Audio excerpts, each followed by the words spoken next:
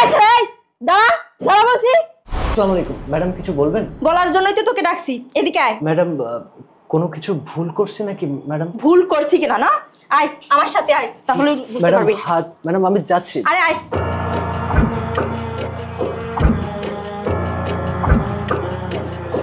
এই 2 মাস যাবত তুই বাসা ভাড়া দিস না, আবার আমি ডাকলে তুই মাথা নিচু করে চলে যাস। হ্যাঁ, বাসা ভাড়া দেবে কে? ম্যাডাম হাত ছাড়ুন, আমি আপনার বাসা ভাড়া রেডি রাখছি। কোনো কারণে আপনার সাথে আমার দেখা হয়নি, এই জন্য দিতে পারিনি। এই দেখা হয় না মানে? আমি তো তোকে ডাকলেই তুই মাথা নিচু করে চলে যাস, আবার বলতেছিস দেখা হয় না। না ম্যাডাম আমার ভুল হয়ে গেছে, আমি তাহলে টাকাটা নিয়ে আসি। এই ছেলে, এই তোকে কি এখন আমি বাসা ভাড়া নেওয়ার জন্য ডাকছি? এদিকে আয়, এখানে বস। এই তুই যদি বাসা ভাড়া রেডি রাখিস, তাহলে আমাকে দেখে চোরের মতো মাথা নিচু করে পালাস কেন? ম্যাডাম আপনি হয়তো জানেন না, আমি ছোটখাটো একটা মাদ্রাসায় শিক্ষকতা করি, আর সেখান থেকে যে টাকা পাই আমার সংসারটা ভালোভাবে চলেই যাচ্ছে। আর আমি আপনার বাসা ভাড়াটা জমিয়ে রেখেছি, কিন্তু বিশ্বাস করেন আমি যখনই আপনার কাছে টাকাটা দিতে আসব, ঠিক তখনই আপনি এরকম খোলামেলা পোশাক পরেন। এই জন্য আমি আসতে পারি না। আর আমি টাকাটা কেন দেবো না বলেন? আমি আপনার বাড়িতে বাসা ভাড়া থাকি, টাকা তো অবশ্যই দেবো, কিন্তু আপনার এই খোলামেলা পোশাকের কারণে বিশ্বাস করেন আমি আপনার সামনে আসতে পারি না। তার জন্য ম্যাডাম সরি। এই চুপ কর, ছোট লোক। এই তুই কি জানিস আমার ড্রেস আপের দাম কত? আমি কত দামি দামি ড্রেস পরি।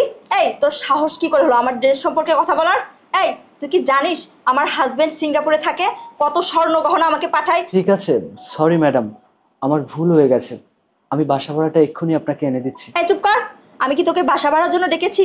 এই তোদের মতো ছোট লোকদের কাছ থেকে না বাসা ভাড়া না নিলেও আমার চলবে, আমি তো তোকে অন্য কাজে ডেকেছি। কি এমন কাজ ম্যাডাম, আমাকে বলেন। বাজার করে দিতে হবে নাকি অন্য কোনো সহযোগিতা করতে হবে? না, কিছু আনতে হবে না। শোন, তোকে একটা কথা বলি, তুই হয়তো জানিস আমার হাজবেন্ড আজ 3 বছর ধরে প্রবাসে আছে, আর আমি ওই বাসায় একা একা থাকি। শোন, আজ থেকে তোর কোনো বাসা ভাড়াও দিতে হবে না, আর আজকে তোকে আমি ছাড়বো না। দেখি তোর টুপিটা খোল। আপনি এসব কি করছেন? আরে তোকে আমি বলছি না তোকে আমার ভালো লাগছে, আর এখন আমি যা বলবো তুই তাই করবি। ম্যাডাম আপনি এগুলো কি করছেন ম্যাডাম? ম্যাডাম আমি রিকোয়েস্ট করছি, আপনার পায়ে ধরছি ম্যাডাম, এগুলো করবেন না প্লিজ ম্যাডাম। শোন, এই পুরো বিল্ডিং এর মালিক আমি, আর আমি যা বলবো তোকে তাই শুনতে হবে। এখন আমি যা বলবো তুই তাই শুনবি। ম্যাডাম আমি আপনাকে সম্মান করি ম্যাডাম, আপনি প্লিজ এত বড় ক্ষতি করবেন না ম্যাডাম। ম্যাডাম আমার কথাটা শুনুন, আমি আপনার পায়ে ধরছি ম্যাডাম প্লিজ। এই শোন, আর একটা কথা বলবি না, বলছি না আমি যা বলবো তাই করবি। ম্যাডাম তাই বলে আমি বাসা ভাড়া দিচ্ছি তো ম্যাডাম।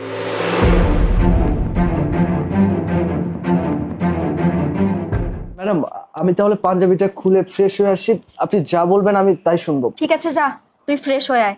আর শোন, আজকে থেকে তোকে বাসা ভাড়া কোনো কিছু দিতে হবে না, তুই শুধু আমাকে একটু খুশি করে দিস, যা। ম্যাডাম আমাকে মাফ করে দিলে হয় না? এই চুপ, তোকে ফ্রেশ হয়ে আসতে বলছি না।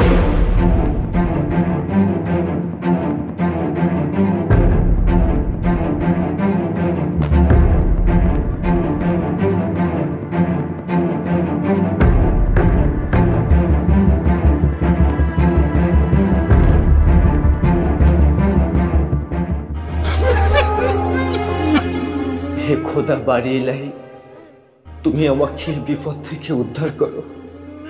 আমি তোমার ইবাদত করি, তোমার হুকুম পালন করি। জানি না তুমি আমাকে কোন পরীক্ষায় ফেলেছ। তুমিই বলেছ জিনার শাস্তি বড় ভয়ঙ্কর, তুমি আমাকে সেই ভয়ঙ্কর পাপ থেকে বাঁচাও। মাবুদ গো, জাহান্নামের আগুন আমি সইতে পারবো না। আমি সেই তোমার জান্নাতের সুখের জন্য দুনিয়ার সকল সুখ ত্যাগ করতে পারি। আমি যদি পৃথিবীতে একটা ভালো কাজ করে থাকি, সেই ভালো কাজের উছিলায় তুমি আমাকে এই ফিতনা থেকে উদ্ধার করো আল্লাহ, উদ্ধার করো। আমি